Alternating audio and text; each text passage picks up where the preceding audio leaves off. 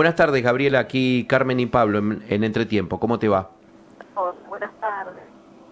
Hola. Ahí Para te hacer escuchamos la muy nota. bajo. A ver, ¿nos escuchás bien? Ahí te vemos. Yo los escucho perfecto. Bueno, se Bueno, nos bueno. mueve un Gabriel, poquito el audio. sí. Ah, A ver ahí. ¿cuál es mi voz quitada? Sí, si eso es algo que... Volvemos a llamar, te volvemos a llamar. Dale. Ay, Bueno, bueno.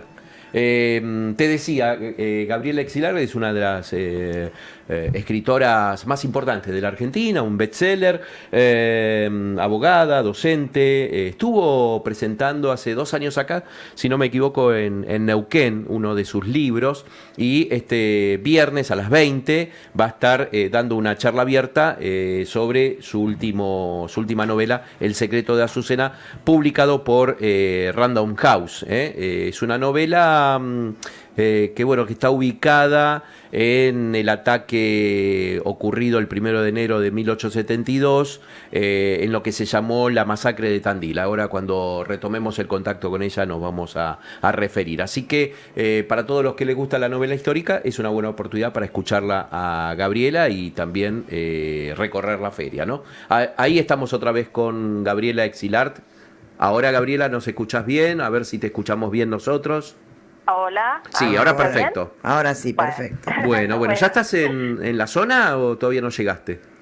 Sí, ya estoy acá. Hace un ratito voy para la feria. Bien. Porque, bueno, tengo compromisos allá también. Así que, bueno, una lástima que no pude ir al estudio para hacer la nota presencial, que dará para otra oportunidad. ¿Cómo no? Pero, bueno, les agradezco infinitamente. Bien. Bueno, a ver, adelantaba un poco de lo que se trataba El secreto de Azucena, una novela histórica situada en 1872, ¿no? Así es, la novela transcurre en el Tandil de 1872, o sea, es una historia campera de estancias y de un pueblo incipiente, ¿no? Un pueblo en formación, con pocos años de vida, porque, bueno, Tandil se formó alrededor de un fuerte de frontera defensivo contra el indio. Estábamos ahí cerca de los malones, los últimos malones, así que, bueno, ese es el contexto histórico, el escenario. ¿Una historia real, Gabriela? Sí, está basada, mis personajes, se mezclan los personajes de ficción con los personajes de la historia real, un hecho muy trágico en el cual asesinaron a 36 personas en la madrugada del 1 de enero de 1872, o sea, después de los festejos de fin de año, una banda de 50 gauchos más o menos fue por las estancias y mataron a 36 personas, todos extranjeros, vascos, italianos, españoles, bueno, y había ahí como una supuesta motivación mística. El crimen se le atribuye a un curandero que estaba trabajando con la medicina ilegal en la zona, pero bueno, muchos años después, con la investigación, se descubrió que este hombre fue usado como chivo expiatorio, pero en realidad detrás había toda una cuestión política y económica que tenía que ver con el poderío que los extranjeros estaban logrando en el pueblo, ¿no? Claro. A estas personas se las acusaban de robar la tierra y el trabajo. Claro, pero en realidad son los que vinieron con nuevas formas de trabajar la tierra.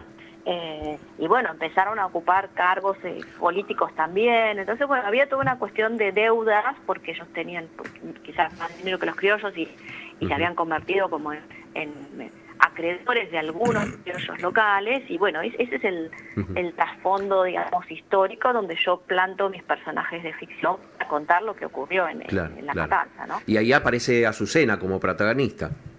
Claro, ella es una de las protagonistas, es la hija de uno de los estancieros que se ve afectada también su familia porque, bueno, matan a su cuñado, que es español. Obviamente ese sí es un personaje de ficción, pero bueno, yo lo sumo, digamos, a los muertos de la matanza como para que el eje de la trama tenga que ver con el hecho histórico y, bueno, y después todo lo que ocurre después, la investigación y, bueno, y cómo queda ella de su familia, porque bueno, al desaparecer los hombres de la familia, ella tiene que hacerse cargo de una niña huérfana, de una estancia, y bueno, las mujeres en esa época no estaban capacitadas ni jurídicamente ni en los hechos para afrontar todo eso, no tenían herramientas. Entonces, bueno, era bastante complejo. Sí. Interesante porque es un hecho que no se ha explorado, ¿no? Sí, no muy conocido. No muy conocido, y que bueno, que digamos, te llevó a investigar, ¿Cómo fue ese proceso de investigación? Porque después, bueno, está primero la investigación y luego, bueno, el empezar a recurrir a la ficción, ¿no? En este caso. Claro, cada novela a mí me lleva un año aproximadamente Ujú. entre la investigación, la escritura, la corrección. Y sí, pero para mí es un proceso muy interesante buscar toda esa documentación e ir descubriendo, ¿no? Esto de hombre al que acusaron, que ni siquiera llegó a juicio porque lo arrestaron antes de que declarara. Fue muy interesante llegar a esa conclusión de que a él lo utilizaron, ¿no? Entonces, bueno, toda esa búsqueda de material, es cierto, no hay mucho porque no es una historia demasiado conocida. Los locales conocen algunos que se los ha mencionado en la escuela primaria, pero no es un hecho que haya tenido demasiada trascendencia. Ujú, ujú. Entonces, bueno, a mí me gusta contar esos hechos, ¿no? En particular, que son los más interesantes que no contó que Claro. contaron otras voces, ¿no? Claro, claro. Tenés una gran obra, yo recuerdo, porque bueno, te viniste acá a presentar en la Feria del Libro de Neuquén hace unos años atrás, El Sí. susurro de las mujeres, tuvimos una linda charla que contás la vida de Julieta Lanteri, ¿no? De Julieta Una Lanteri, gran mujer. sí. Tenés una gran obra que tiene que ver con novelas con el ambiente histórico, ¿no? La ambientación histórica. ¿Cómo llegás a ese trabajo, ¿no? de la ambientación histórica, ¿no? Sí, me gusta indagar sobre estos hechos que no son tan conocidos. El caso de Julieta Lanteri fue espectacular, porque una mujer que luchó tanto por los derechos de las mujeres, que no haya tenido una visibilidad mayor, que recién ahora, en estas épocas, ¿no? Hay una calle, algunas aulas en algunas facultades, pero una mujer que no fue visibilizada por la historia, que no fue reivindicada, ¿no? Entonces, yo voy en esa búsqueda. Y la investigación, bueno, yo primero empiezo a buscar libros, ¿no?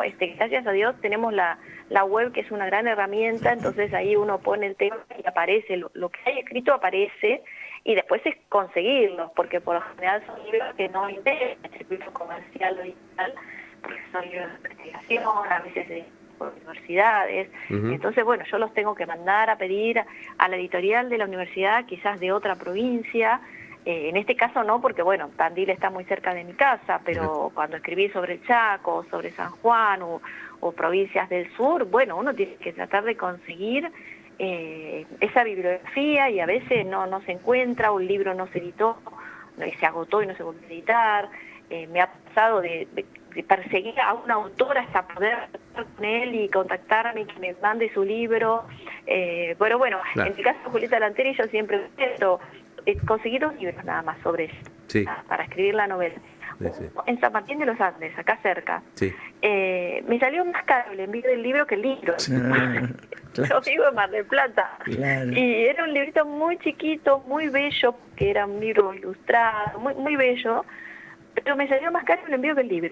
Y bueno, esas cosas pasan, ¿no? Pero bueno, yo trato de conseguir primero el libro, papel, y después, bueno, curro a trabajos de investigación o entrevistas que puedo encontrar en YouTube, y si hay sobrevivientes de ese hecho, obviamente trato de entrevistarlos yo también, ¿no? Claro.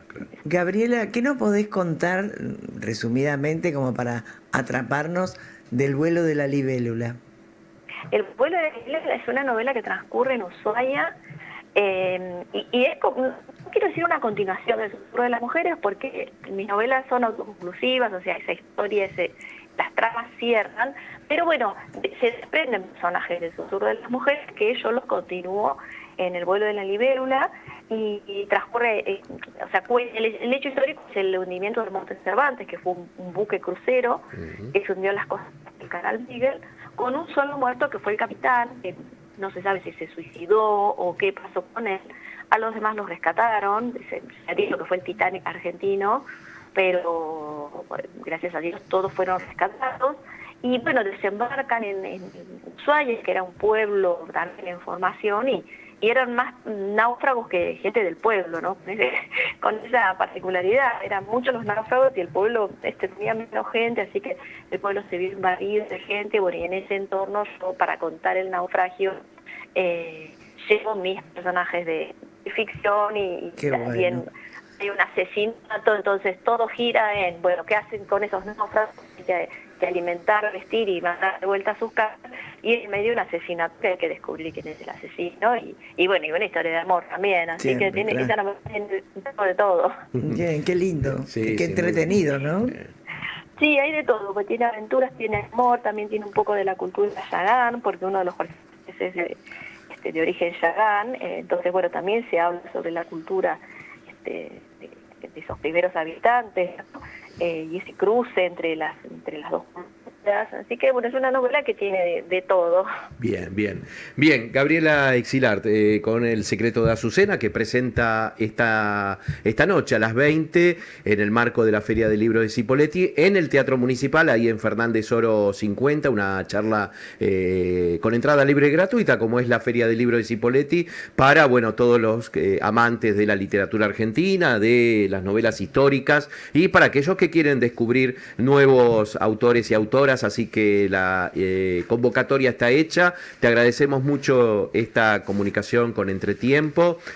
Vas a disfrutar seguramente una muy linda feria que se viene desarrollando aquí en la zona, y bueno, estaremos también pendientes a tu próxima visita acá a la región. Así que te agradecemos mucho esta comunicación con Entretiempo, Gabriela. No, la agradecida soy yo, que bueno, que siempre están pendientes de cubrir estos eventos culturales que son tan importantes y que tanta falta nos hacen, así que los espero a quienes puedan ir a la noche a las 20 horas en el teatro, que es enorme, hoy lo fui a conocer, Sí, es ¿viste? hermoso, Muy lindo. y asusta esa sala enorme, así que ayúdenme a llenarla. Sí, la vas a llenar. Bueno, Bien. muchísimas gracias. Un les abrazo mando un grande. abrazo. Buenas tardes. Chao, chao. Buenas tardes. tardes.